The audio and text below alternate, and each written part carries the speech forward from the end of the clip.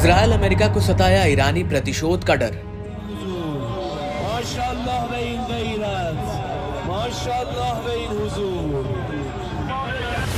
हमले की तैयारी के लिए ईरान में दिखी ड्रोन की मूवमेंट, अमेरिकी खुफिया रिपोर्ट।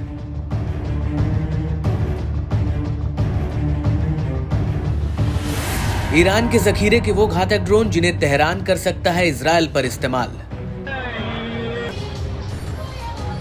सीरिया की राजधानी दमिश्क में ईरानी दूतावास पर 1 अप्रैल को हुए हमले के बाद से ईरान बदले की आग में जल रहा है।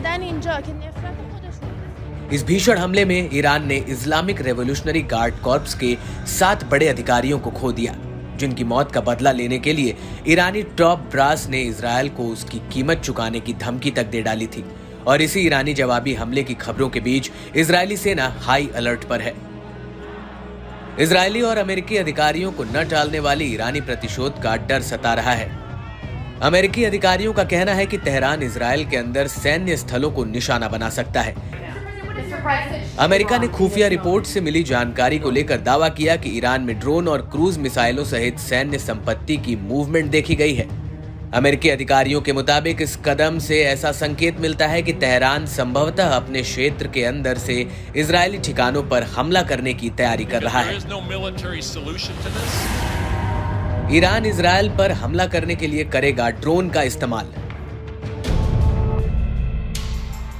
ईरान के ड्रोन्स ने पूरी दुनिया में एक अलग ही पहचान बनाई है, जिसमें कम दूरी के यूएवी और लंबी दूरी के हथियार शामिल हैं।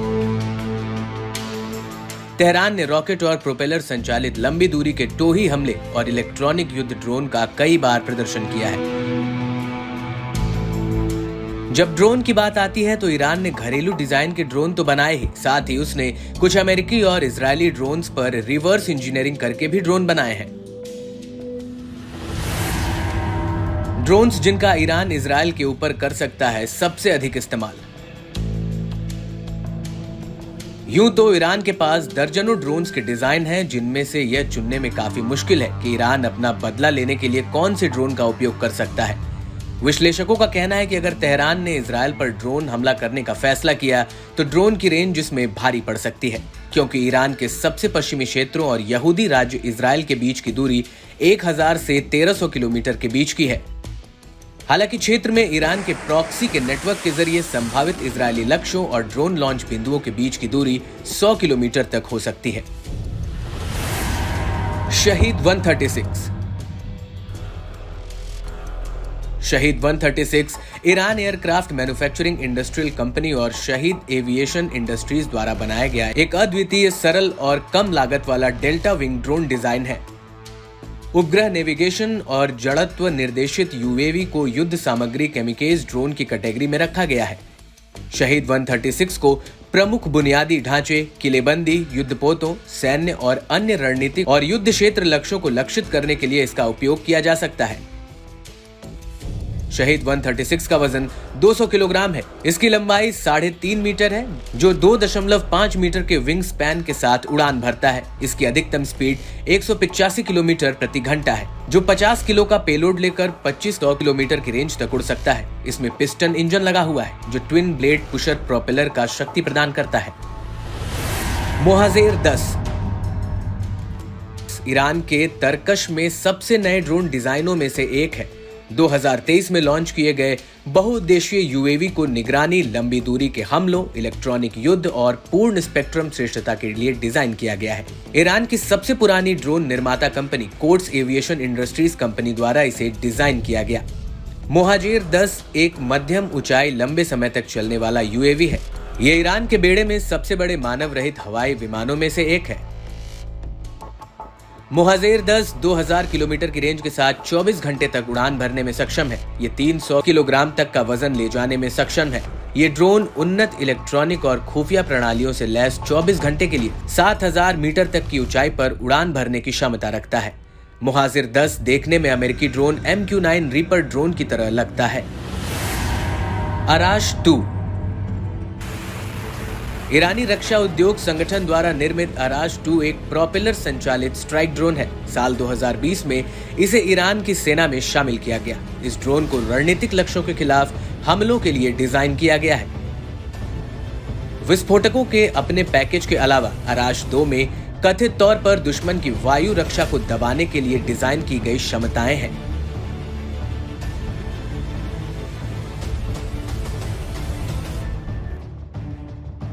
अराश 2 की कुल लंबाई 4.5 मीटर है, जो 4 मीटर के विंग स्पैन के साथ आता है।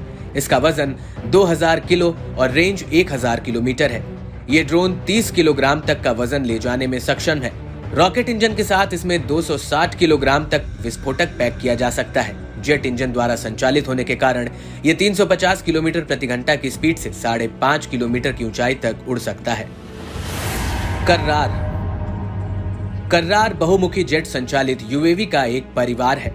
इसे हमला करने और टोही मिशनों के लिए डिजाइन किया गया था। ड्रोन पहली बार साल 2010 में इसे ईरानी सेना में शामिल किया गया था। कर्रार ड्रोन मुख्य रूप से आक्रामक स्ट्राइकर के बजाय ईरान की वायु रक्षा प्रणालियों के लिए ड्रोन को निशाना बनाने के रूप में संचालित किए जाते हैं।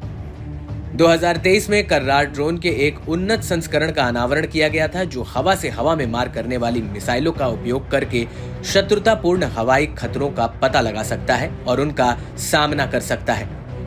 कर्रार की लंबाई 4 मीटर है। इसके पंखों की लंबाई 2.5 मीटर है। 700 किलो वजनी टर्बोजेट इंजन द्वारा संचालित ये ड्रोन 900 किलोमीटर प्रति घंटे की रफ्तार से 1000 किलोमीटर तक 225 किलोग्राम के एंटी शिप मिसाइल और टारपीडो लेकर उड़ान भर सकता है। कमान 22 एक अल्ट्रा लॉन्ग रेंज UCAV है, जिसे Islamic Republic of Iran air force द्वारा विकसित और निर्मित किया गया है। ये एक मानव रहित लड़ाकू हवाई विमान है। इसे साल 2021 में लॉन्च किया गया। ये ड्रोन ईरान का पहला वाइड बॉडी कॉम्बैक्ट ड्रोन होने के लिए जाना जाता है। कमान 22 6.5 मीटर लंबा है और 2.5 मीटर ऊंचा है। इसके पंखों की लंबाई 17 मीटर है। इसका कुल वजन 1700 किलो और ये 300 किलोग्राम तक के पेलोड के साथ 3000 किलोमीटर तक लगातार 24 घंटे की उड़ान भरते हुए 8000 मीटर की ऊंचाई तक जा सकता है। ईरान के जखीरे में आज के जमाने के वो सारे अत्याधुनिक ड्रोन्स हैं जो इजराइल के किसी भी कोने में जाकर तबाही मचा सकते हैं। शायद इसीलिए खतरे को भांपते हुए अमेरिका ने अपने युद्धपोत आइजनहावर को लाल सागर में इजराइल के करीब तैनात कर दिया है।